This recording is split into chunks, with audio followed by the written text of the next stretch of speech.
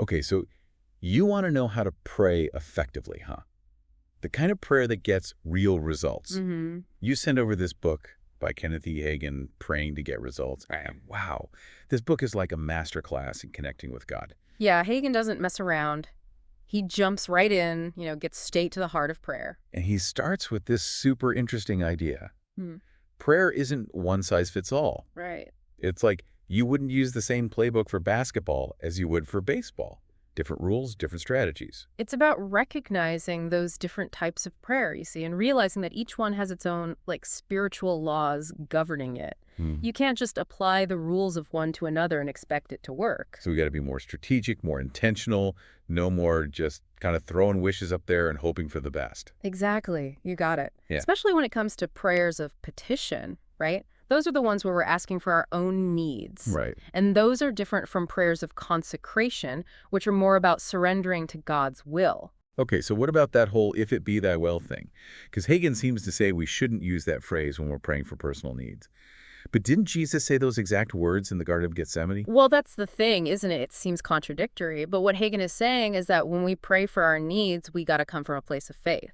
Like believing we've already received what we're asking for. Believing it's done. Yeah, like in Mark 11:24, where Jesus says, "What things soever you desire, when you pray, believe that you receive them and you shall have them." So it's about aligning our faith with God's will for us. Exactly. And Hagin firmly believed that God's will includes our well-being in every area, our health, our finances, our relationships, everything. That's a pretty bold claim. It is, and he uses verses like Exodus 23.25, 26, Psalm 105.37, and 3 John 2 to back it up.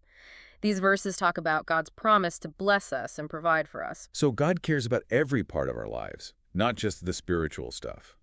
But what about those times when our prayers don't seem to be answered, at least not in the way we expect?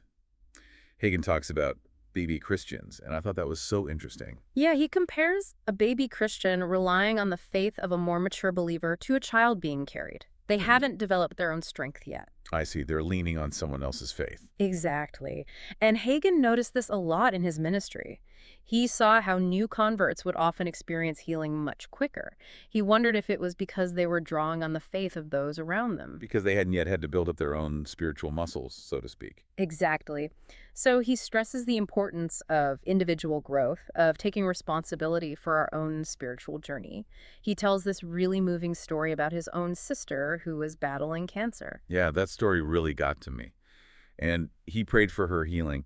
And she did go into remission for a while, but then the cancer came back. And he questioned God, like, why aren't my prayers working this time? And what did God tell him? He felt like God was showing him that his sister had been relying on Hagin's faith instead of fully embracing her own. Wow. And he emphasizes how crucial it is to take ownership of our walk with God. He even talks about his son, who was used to Hagin praying for him and, witnessing immediate healing. But then his son got this persistent ear infection. Did he pray for him right away like he usually would?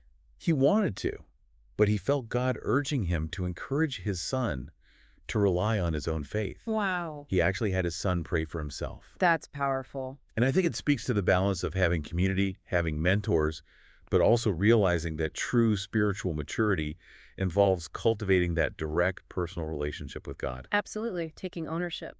And speaking of, tough situations and how we respond, Hagin takes us on a little trip to a prison cell. Oh, yeah. Paul and Silas. Exactly. Acts chapter 16, they're unjustly imprisoned, beaten, chained up. I don't know about you, but I'd be freaking out. Oh, for sure. But what do? They start singing praises to God at midnight. Not just a little hum either. Oh, no. Hagin makes this hilarious comparison. He imagines them grumbling and complaining, which, let's be honest, is probably what most of us would do. Right. But no, they're praising God. And you know what? Hagin attributes their miraculous release, the chains breaking, the prison doors swinging open, to their choice to praise in the middle of suffering. Wow. Like their praise shifted the whole atmosphere. And it reminds me of another story he shares, this one from the Old Testament, about Jehoshaphat in 2 Chronicles 20. Oh, yeah. Talk about an unexpected strategy. Tell me. So he's facing this massive enemy army, and he gets this divine guidance to send out the praise singers. Not soldiers, musicians, worshipers. You're leading with praise. Imagine being on that battlefield and seeing that. Yeah, like what are they thinking, right? Totally. It's like using a whole different weapon, using praise instead of swords and shields. Cool. Totally. It's like they flipped the script on warfare. Yeah. And, it kind of seems like that's a big theme with Hagin, like really tapping into the power of praise. He even has a whole chapter where he talks about replacing petition with praise. Interesting. Yeah, he's basically saying we come to God with these laundry lists of requests, but we don't often stop to just like be grateful. To just appreciate. Right, exactly. To just enjoy being in his presence. And he tells this really cool story about how he challenged his own congregation to change the way they approached prayer. Like, instead of focusing on asking for things, he decided to hold a series of services that were just dedicated to worship. Oh, wow. Just worship. Just worship and praise, no strings attached. Interesting. And how did that go over? He said people loved it. Really? Yeah, like they were craving that space to connect with God on a deeper level. And he said that within that atmosphere, all these incredible things started happening. It makes you think maybe we're missing out when we don't prioritize just enjoying being in God's presence, Yeah. Just being present. Yeah. And this leads into something else he talks about that really stood out to me. It's his perspective on worry. Okay. He doesn't beat around the bush. He basically says we just don't have to worry. Easier said than done for a lot of us. Oh, for sure. But he points to verses like 1 Peter 5:7 that says, casting all your care upon him, for he careth for you. God doesn't want us to carry those burdens. He wants us to give them to him. And he tells this funny story. This woman comes up to him after a service, and she's clearly overwhelmed with life, and she asks him to pray that God would either give her the grace to handle it all or to just mercifully take away like at least half of her problems. Oh, wow. Right. And Hagin, instead of just launching into prayer, he kind of stops her. He does. Yeah. And he gently reminds her that God already addressed that in his word. Oh, I love that. He reminds her of that verse in 1 Peter and how God wants us to give him all our worries, not just some of them. It's about letting go. Totally. It's like sometimes the answer isn't begging God to change our situation. It's surrendering our anxiety to him. Yeah. Trusting him to handle it. Shifting our perspective, our posture. Exactly. And speaking of surrender, Hagin doesn't see it as this daily negotiation with God. It's like a one-time decision. You surrender your worries, and then you trust. And he even jokes that for some people, the thought of letting go of their worries is terrifying. Really? Why? Because what would they even talk about if not their problems? Oh, wow, yeah. We can get so caught up in our struggles. But Hagin wants us to find our identity in God's promises, not our problems. And he even admits that this whole don't worry thing, it was a stumbling block for him too, especially when he was going through a serious illness himself. It's always encouraging to hear that even someone like him struggles too. It makes it feel more relatable. So how did you overcome that? He talks about reaching this point where he was just done. And he made this radical decision to just surrender it all to God, every worry, every anxiety. And he said that when he did, he experienced this incredible peace. Wow. A real turning point for him. And he says that surrendering doesn't mean pretending like our problems don't exist. It's choosing to place our trust in God. Yeah. Knowing that he cares. Yeah, it's about saying, hey, life's tough. I'm going to face challenges, but I don't have to be crushed by them. Right. You've got someone who's got your back. And this actually connects to another really interesting point Hagin makes about praying together. Yeah.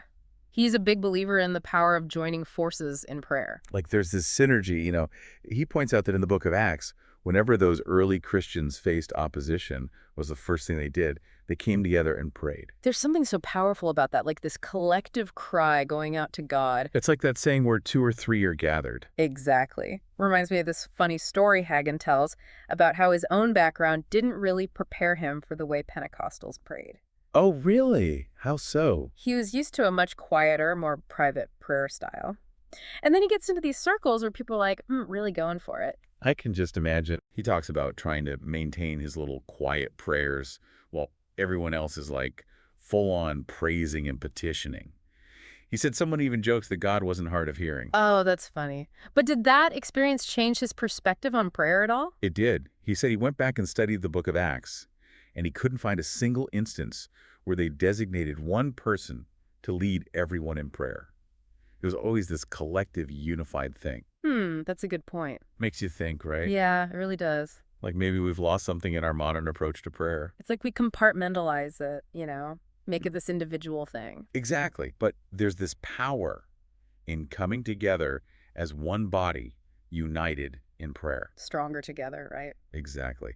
And speaking of supporting one another, I love how Hagin ends the book talking about how important it is to pray for each other. And not just those vague bless so-and-so prayers, right? Oh no, he's talking about being specific, intentional. He points to Paul's prayers as the model, like in Colossians 1:9, where Paul prays that the believers would be filled with the knowledge of God's will in all wisdom and spiritual understanding. It's about praying for their growth, for their transformation. Yes, and he encourages us to personalize those prayers, even pray them for ourselves. He talks about how he had this major breakthrough in his own life when he started praying Paul's prayer from Ephesians over himself. Oh, the one where Paul prays that they would receive a spirit of wisdom and revelation. Yes, he said he would spend hours, sometimes even days, just immersed in prayer, asking God to open his heart and mind to the scriptures. Wow, that's dedication. So, if you're listening and you're looking to deepen your prayer life, Hagen's book is full of amazing insights. He challenges us to go beyond just asking and receiving, to be more thoughtful, more strategic, and, ultimately more faith-filled in our approach to prayer. It's about cultivating a deeper relationship with God. Exactly. It's not just about saying the right words. It's about connecting with the divine in a way that changes us. And changes the world around us. Absolutely. Well, until next time, keep seeking, keep exploring, keep diving deep.